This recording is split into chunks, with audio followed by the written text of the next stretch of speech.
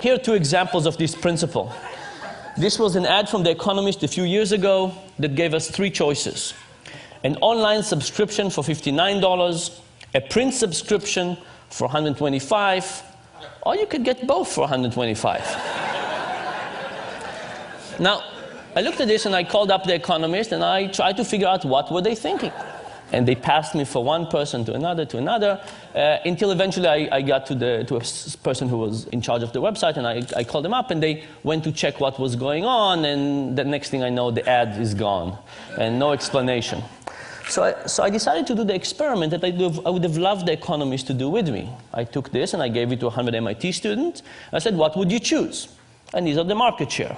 Most people wanted the combo deal. Thankfully, nobody wanted the dominated options. It means our students can read.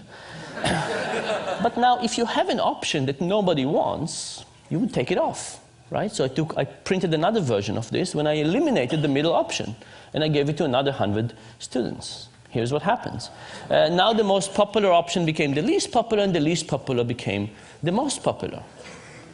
What was happening is that option that was useless in the middle was useless in the sense that nobody wanted it. But it wasn't useless in the sense that it helped people figure out what they wanted. In fact, relative to the option in the middle, which was get only the print for $125, the print and web for $125 looked like a fantastic deal. And as a consequence, people chose it.